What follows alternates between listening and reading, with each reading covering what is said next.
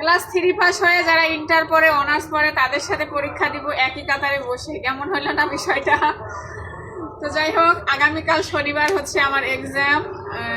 আমি যে 2-2.5 মাস কাজ শিখলাম বিউটিফিকেশনের, তো সেখানেই হচ্ছে পরীক্ষা হবে। আর সেখানে কিন্তু মনে করেন যে বোর্ড সার্টিফিকেট পাওয়া যাবে। তো পরীক্ষাটাও হচ্ছে অনেক কড়াকড়ি, বাইরে থেকে অ্যাসেসর আসে আমাদের পরীক্ষাটা নিবে। আমাদের যে ট্রেনিং দেওয়া হয়েছে ট্রেইনার, সে কিন্তু পরীক্ষা নিবে না, বাইরের থেকে অ্যাসেসর এসে আমাদের পরীক্ষাটা নিবে। তো যাই হোক, এই যে এগুলা কিন্তু শিট দিছে আমারে, মানে আমি যেন পারি। তো এগুলাই হচ্ছে লেখাপড়া। তো লেখাপড়া ছেড়ে দিছি সেই কত সালে আমি নিজেও জানি না, ক্লাস 3 পাস আমি। তো যাই হোক, সবাই আমার জন্য দোয়া করবেন, হ্যাঁ, যেন আমি সবার সাথে মিলে আসলে ভালোভাবে পরীক্ষাটা দিতে পারি।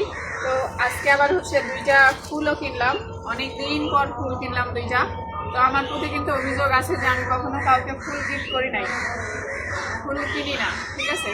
তো যাই হোক, আজকে 2টা ফুল কিনলাম অনেক। আর ফুলের কাছে গিয়ে কিন্তু মনে পড়লো এই যে আমি নাকি কাউকে ফুল দেই না, কখনো কাউকে গিফট করি না, সে অভিযোগগুলো আমার প্রতি। যাই হোক, আজকে 2টা ফুল কিনছি, এগুলা হচ্ছে পেডিকিউর অথবা মেনিকিউরের কাজে লাগবে, গোলাপের পাপড়ি কাজে লাগে। তো সেই জন্য এগুলা বাসা থেকে সংগ্রহ করে নিয়ে যেতে হবে, সেজন্য 2টা ফুল কিনছি।